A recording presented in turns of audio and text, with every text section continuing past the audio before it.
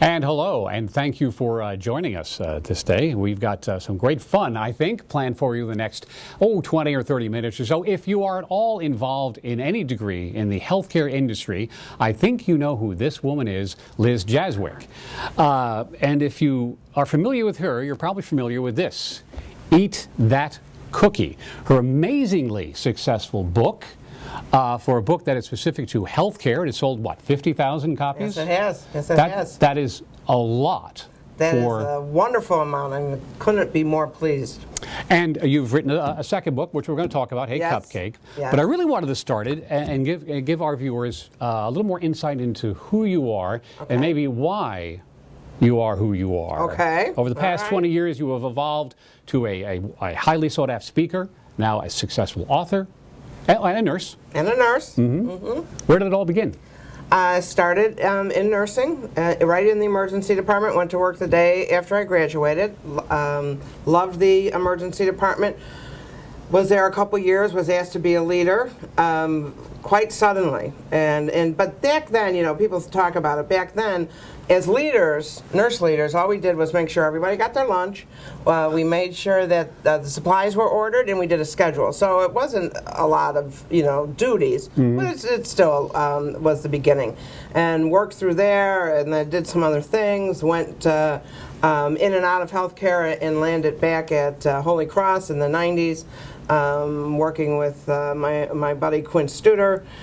They embark on this service initiative. I absolutely hate it, and get to the point where I'm almost fired twice over it because I can't stand it. People always say, "What made you change?" I'm like, "I was almost fired twice." They're like, "No, what was it?" I'm like, "Fired twice. That will do it." And what I realized in all of that is that when we focused on service, we didn't make life more difficult for the staff. We made it more rewarding, and that was really what made me a convert. And then I went on to go out and tell other people that too, like, hey, it's not that hard, and it makes things better. Yeah, it and makes things better. have been amazingly successful at it. Then one day, you decided you were going to write a book about your experiences and all you've learned over the years. What brought you to that? I've been on the stage for about 10 years doing speaking professionally, and people would say, "Are you going to write a book? Are you going to write a book?" And I'd say, "Yeah, I'm kind of thinking about it." And I had some big publishers come up and ask me if I wanted to write a book. And I would say, "Okay." And then they gave me this plan, and it was like, write 3 pages of every chapter. And I was like, that's more than the whole book. So I just wasn't patient with it. So then I thought, well, I'll hire a ghostwriter. And I did. And the ghostwriter, I paid them, and I looked at the chapter, and I thought, well, I could do that. And then I was like, well, how am I going to publish it? And I was working with Quint one day, and I said, "Quint, if I wrote a book, would you publish it?" And he said, "Of course I would." And I was like, okay. And the book was written within 2 months. And again, 50,000 copies for a niche book, I guess that's appropriate, is pretty astounding. You also decided, I guess, when you were going to write this book, that these kind of books, I think, sometimes can be a bit dry, perhaps even arcane. Yours is fun, happy, as is evidenced by the art on the cover. You decided it was going to be fun. Well, I didn't really decide to sit down and write a fun book. I just really find that what I learned from speaking is that humor opens up a lot of doors. I loathe self-righteousness. So I would never want to write a book and say, "You should do this and you should do that," because I don't like it myself. But when we laugh at ourselves, or if I can tell people stories of all the crazy things that I've done, and people can see just a little bit of themselves in that story, then there's a connection, and people will remember that. And then as they remember that, the lessons kind of get seeped into. So, you mentioned Quint Studer. I did. He writes the foreword to both books, Cookie and Cupcake. I don't know Mr. Studer all that well, but I do know he doesn't roll out these kind of compliments to just anybody. Clearly, he thinks very highly of you and what you do. But that relationship years ago wasn't quite so simpatico. Right. Well, when I talk about, almost getting fired twice, the person that was trying so hard to fire me was Quint. And mostly because I really was not going to get on board, and wanted to not only wanted to get the rest of the people I knew to not get on board either. So I didn't really like him, and he didn't really care for me. But Quince is a very smart man, and he is certainly someone who knows how to bring out the best in people. He knows how to develop people probably better than anybody that I know, and he certainly did so with me.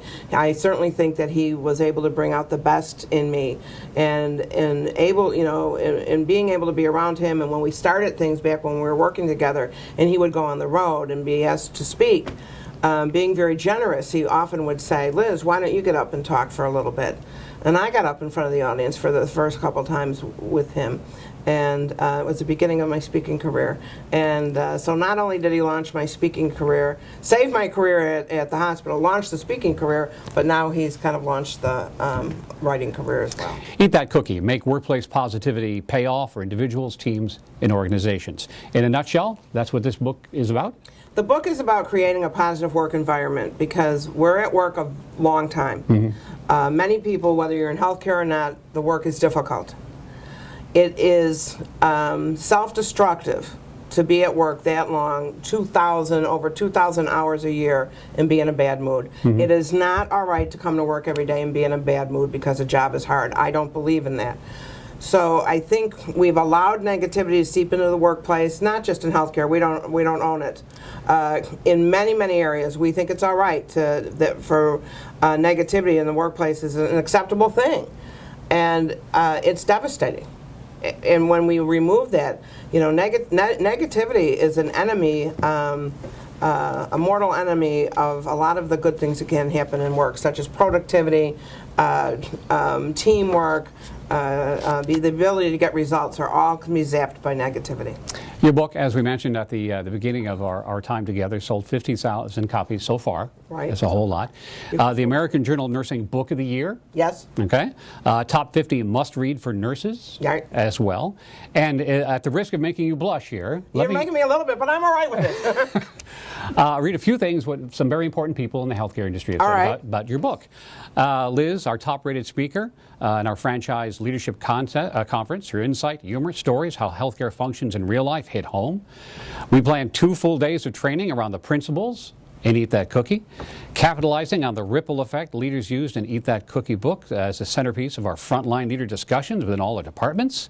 Liz's message is timeless and relevant. It goes on and on. My favorite is WWLD. What would Liz do? Right. That's quite a high compliment. It is a high compliment. That's right. What would Liz do? So I presume there is many a healthcare administrator, emergency department, nursing head with this book sitting on the shelf as a reference guide. Do you find that they keep the book and every now and then say, hang on? They keep the book, they mark the book, people have stickies all over their book. We actually, in the new book, made the margins bigger so people could write more, because I found these books, people will bring them to me to sign, and they're all written all over the place. I'm like, there's not enough room to write in the margins, so for a little book, it gets a lot of mileage. I guess so. It does. Amazingly successful, and that has brought you to book number 2. Book number 2. Hey, Cupcake, we are all leaders. Right. Again, the whimsical cover art Right. here. I picked up the book, We Are All Leaders, and I thought about it for a second, and how right you are. Everybody in every organization at one time, for some time, Right. is a leader, whether they know it or not, or want to be it or not. Right. Is that pretty much it? It is. It's true. You can be a leader of a shift. You can be a leader of an entire hospital. You could be a department leader. You could be a leader on a committee. You can be a leader as a preceptor. You can be an informal leader. At home, we can be leaders of our block parties and our church picnics. There are always times that will come to us when we really have to kind of step up and take responsibility, and that's really what leadership is about. Stepping up, taking responsibility, and taking ownership. For some of us in the healthcare field, we are the leader of the patient's experience. So, yes, in every step of the way, I believe that all of us in the workplace are leaders. Do you believe there are born leaders, or everyone has to kind of learn how to be a leader? I think that people are not born leaders. I don't believe in that. I think there are some personality traits that could make you more drawn to leadership. I believe leaders are ordinary people who are doing extraordinary things, who have just kind of stepped up. I got my first leadership position very, very young, and I ended up having to be not just in charge of the emergency department, but on weekends, all of the intensive care units, which meant pediatric and neonatal, and I knew nothing about that. So they'd call me up there as a supervisor, and they'd say, we have this and this, and they'd say, what should we do? And I would say, what do you normally do? And they'd say, we normally do this and that. I'm like, that's what you should do. And they say, all right, can we put your name down? And I said, yes, you can. And I realized my leadership role there was just stepping up and taking the responsibility of making the decision. Not deciding what had to happen, but saying, yes, I will back you on this. So that is extraordinary because a lot of people don't want to take that responsibility. So I think leaders are ordinary people doing extraordinary things, meaning for whatever reason, stepping up. I'd like to talk about a few of your basic concepts here. The one that struck me the most is letting it go, getting over it. Right. So hard for me and a lot of people, and perhaps more difficult for organizations. What happened yesterday or 2 years ago, bad, shouldn't matter anymore. Right. Right. How do you do that? Well, you have to make. It has to be a conscious effort. It has to be a decision. We have to maybe have other people tell us because I don't think we always realize when we're in the throes of it. I was working with an organization. I was working with their housekeeping, environmental services department, and one of the issues they had was that the room wasn't cheerful. So I said, "This is what you should do. When you're done cleaning the room, say, I'm going to open these blinds to make the room more cheerful." And they said, "Well, we can't do that." I said, "Why can't you do that?" They said, "Because we're not allowed to open up the blinds." I'm like, well, why not? They said, "Well, because a nurse once yelled at one of our environmental services workers." I said, "Well, when did that happen?" And the manager says, "I don't know, I've only been here 8 years."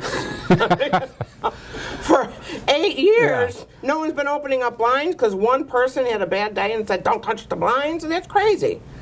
Now, when I pointed it out to them, there was a little bit around the edges they were starting to see like this maybe doesn't make sense. But in the moment when they were telling me that, they truly believe that. We can't touch the blinds, and it's been going on for 8 years. Get over it. One person got yelled at. It was too bad. It was probably inappropriate. Probably shouldn't have happened. Build the bridge and get over it and start moving on, because otherwise you're not leaving room to do the new things when you're constantly carrying those old things with you. So the blinds were open and the sunshine came and the pouring birds were in. It's a beautiful, beautiful day. So yeah, I think it is tough for a lot of people. It is. Whether they know it or not, they're hanging on to these Sure. old things, and they need to be, by a leader, told. Yes? Told, encouraged, cajoled, nudged, or at the very least, not given to it. So if that manager of environmental services would have said, we're going to open up the blinds, and someone said, "Oh, no, we can't. We got yelled at 8 years ago," they'd say, "It's okay. I will back you up on this. You go open those blinds, and life will go on." So you kind of nudge a little bit as well. I don't know that you can just come out and tell people you will get over it. I take a little artistic license on the stage and in the book, but in real life, I think it's a little bit more of showing instead of telling. That would be leadership, I would imagine. That would fall in the category. Lead by example and all that kind of stuff. Right. Another thing that oddly enough, is which I think I've learned to do over the years. Many people haven't, and that's let the good in, take the compliment for what it is, accept it, enjoy it, and move on, as opposed to what, this old thing? No, I've had it for years. Right. That's a very hard thing for us. Someone once told me that it's cultural, and people from other countries notice it. They say, you Americans have a very hard time taking a compliment, but we do. If someone says, "You've done a great job," you say, "Oh, it was nothing. I wish I could have done more." The same with "Thanks for your help." It's like, "Oh, if I had more time." And these are the exact same people who go around saying, "No one appreciates me at work." Well, they do, but you're not letting it in. I tell people, get a little 3x5 card. Every time someone says, "Hey, great job, way to go, thanks so much, you did great, I appreciate your help," make a little hash mark. And every day, I promise you, it's 5 or 6 times at a minimum that people express their appreciation or their gratitude, but we just can't let it in.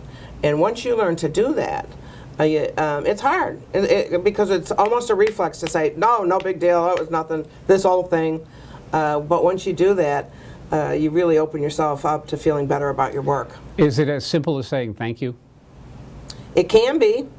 It can be as simple as saying thank you. I had a really cute, I shouldn't say cute physician, but she was a new physician. Okay. I mean, everyone's young now to me. And she heard me speak, and she took this to heart. and so much that she had me stop afterwards, and she said, give me some other things that I can say. So if the patient says, doctor, thank you so much, what else could I say? So I sat with her, and I actually came up with 3 or 4 things I said, you can say, it's my pleasure making you feel better today, or I am glad that you've put your trust in me today. That makes my day. Patients like you are why I've decided to become a doctor. And we wrote those down for her so she could kind of rotate them in and out of her day. I don't know what she's going to do with them. But yeah, like anything else, it can become a habit. And I'm hoping that what she did with those 5 little or suggestions is that she was able to take them and use them, and the more she used them, the more comfortable she became. So yeah, I think just by saying thank you, or I appreciate the compliment, or I was very glad to help. And it gets easier as time goes on. It does get easier. It absolutely does get easier. I had to do it myself. I'd be up on the stage speaking, and when I speak on my best days, people really connect and they enjoy it and they like that experience. And someone would come up and they'd say, "Oh, that was great," and I'd say, "You know what? I screwed up. I forgot to do this part, and it wasn't really my best." And you'd see these people; they just look devastated. I'm thinking, I'm ruining their good time. So I really had to figure out what I would say when people came up to me that didn't sound like I was egotistical, but instead would be a compliment to their compliment. Yeah, you don't say, well, of course it was. Yeah, of course it was great. It was really, boy, I was so pleased. You think they're standing for nothing? Yeah. But it has to be something in between. Usually I say, you know what, I'm really very glad that you enjoyed it. It gives me pleasure to know that you enjoyed it. Let's go to the other side of that for a second. All right. The dark side? The dark side. Giving compliments. Important.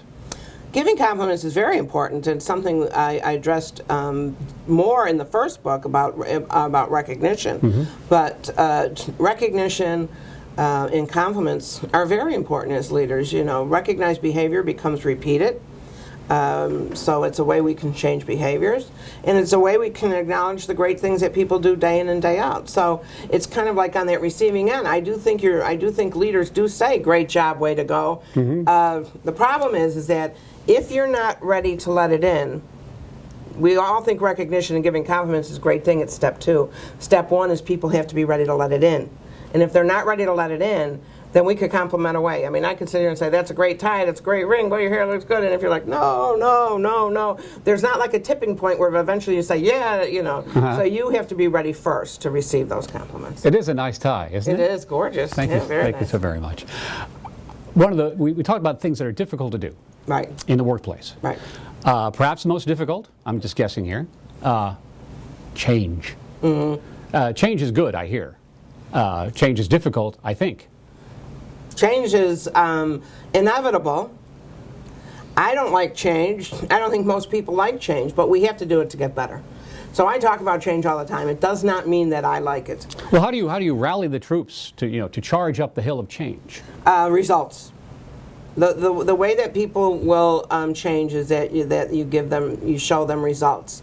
I am just thrilled. I just came from a hospital I'm working with in the inner city of New York. Very, very busy, very crowded. At least half of their patients are seen in the hallways. We've been working on privacy.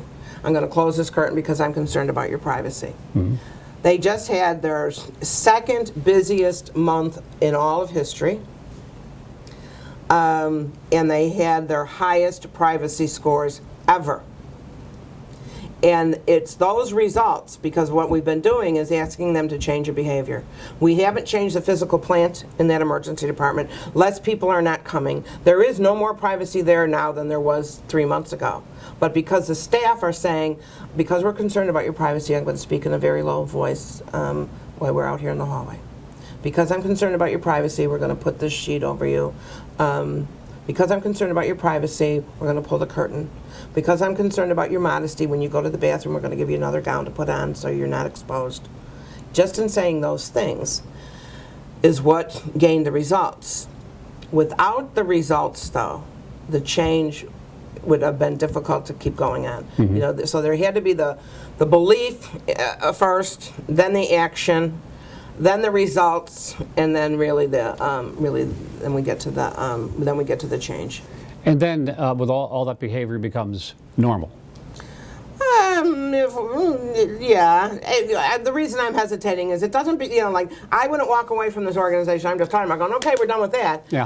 It's going to take several more months of continuing that.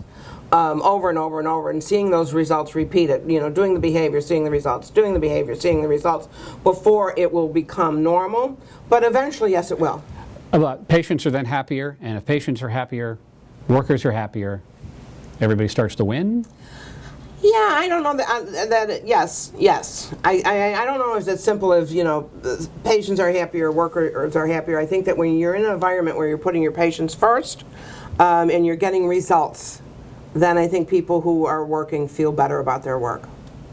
And in both books, Eat That Cookie and Hey Cupcake, We're All Leaders, you tell a lot of stories, personal stories, which helps everyone relate to the message you're trying to bring them. Tell us about the red nightgown. Yeah. I know the story. I love the story, but maybe not everyone else does. Well, in trying to illustrate the point that what we really need to do is speak up for what we want, speak up for what we need, and not assume that other leaders should know. If they're a good leader, they ought to know. We were newly married. My husband and I, Frank, now have been married 31 years. Well, we'll be 31 in October. And when we were very newly married, my sister lived in New Jersey. We lived in Chicago, and we all took the trip, my mother and father, Frank and I, out to New York, New Jersey, because she had little kids. And we wanted to do the whole Christmas thing. And that's the only explanation I have, because I had this hideous red flannel nightgown, nothing to break it up except little white ruffles. And you can tell I'm a big woman, so it was a lot of red flannel nightgown. And I don't know what I was thinking, but I wore it. And by the end of the trip, I was not liking it. We were getting ready to come home, and I got very sick. The night before, I was very sick. Probably shouldn't have flown. Very sick on the plane. We get in the car, we make it all the way home. We're in a very busy intersection, and I have to be sick again. So I get out into this parking lot, and I'm sick. And I'm kind of hunched over. And I'm a nurse, so I assume that anybody else would know what you need, what people need when they're sick. That's just an assumption of mine. And I'm kind of hunched over, and I'm done being sick, but I need something to wipe my face, my brow, my mouth, maybe this. And so I say to my husband, I'm thinking, I don't care if I ever see that goofy red nightgown again. So I say to him, Frank, go in the car and get out my red nightgown. So he doesn't ask anything, he just goes and he gets it. And I'm kind of hunched over, and from the corner of my eye, I see him coming over, and he's holding it up like I'm going to put it on. And he takes a step towards me, and now he's kind of starting to shove it over my head. I'm like, what are you doing? And he's trying to fight more, and I'm fighting him back. And I'm not going to wear it. And he said, you're not? He really thought, I don't know what, I was sick, I was tired, I want to be in a nightgown. I don't know what he was thinking. I was like, no, I needed to wipe my face. And he goes, well, why didn't you tell me? He goes, I have a towel in the car. And by this time, I'm almost in tears. I'm like, because if you really loved me, you would have known what I needed. Oh, dear. His reply was, do you come with a manual? Because I don't know where it says, give me a nightgown means I need a cloth for my face. So I use that example to say, we need often to be very clear in asking what we need. I had a supervisor who walked around every night and said, keep it quiet, girls. And I hated her. Well, that's a mean word, but I didn't like it. Okay. Now, she didn't really mean for us to keep it quiet. She was probably wishing us a good night, in retrospect. Okay. She was probably saying, have a good night, girl. I think that's what it was. And I think if I would have said to her, Evelyn, when you say keep it quiet, it kind of gets under our skin. Could you say, have a good night instead? She would have been fine with it. Wow. But we never asked. Well, sometimes it's hard to say things like that. Again, some of these things just seem initially hard to do, but once you start doing them, it becomes a little easier. It becomes a little bit easier, but I guarantee you that if you're in a parking lot and your husband approaches you with a red flannel nightgown, you should have asked for the towel. Ask for the towel. Good advice. There you from go. Liz. There you go. Hey, Cupcake, we're all leaders. There are some folks perhaps who are just new in the business of leading, right? About to be, right? Tell them why they really need to have this book. The reason why I wrote the book, one of the reasons is that there are things in there that I wish I knew when I was a new leader. Mm-hmm. That you're going to make mistakes. B, there will be people there that are going to push on your buttons. There will be times that you do a great job of trying to give compliments and no one accepts them. But I think the biggest thing in this book for leaders is if they sit down and read the chapters on teamwork and buy-in, because there are so many myths surrounding those two very important concepts in the workplace that was never really explained to me. And if you get that part wrong as a leader, it really makes things difficult, because we think that buy-in and teamwork are strategies and they're not, they're really results. And so people come up and they're like, I can't get my staff bought in.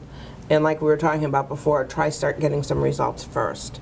So my hope is for the new leader that it prevents them just from, one less sleepless night.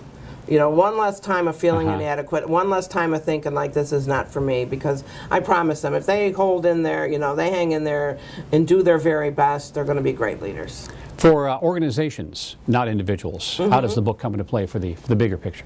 Well, I was very surprised and humbled that the first book was not only received so well, but that people did use it as a training program. They did have book clubs around it, that they did leadership development around each chapter. People would write to me from time to time and say, I've been assigned your chapter on victim thinking to present at my next leadership conference. Can you give me some help on that? I think this book will do the same. I think that the book was written from still my point of view, very much me, and that organizations will be able to use it with their leaders with some of the things that keep them up at night, or the things that they can't get past. You said that it really kind of struck you with getting over it. That for you that can be a difficult thing. The book is humorous and it's told in my vein, but it's about some very serious issues that we face as leaders that are not as basic as write a schedule and order supplies, but really the human side of being a leader. The real deal. The real deal. Liz Jazwiec, author, speaker, and all sorts of good fun. Thank you for being with us today. It's been a pleasure. It's been a pleasure. Thanks so much. First book, Eat That Cookie. Number 2, which should be on your bookshelf, Hey Cupcake, We're All Leaders. Thank you again. I know you're a busy lady. You've got places to go and people to see and train. And we thank you for being with us, and we'll see you again soon.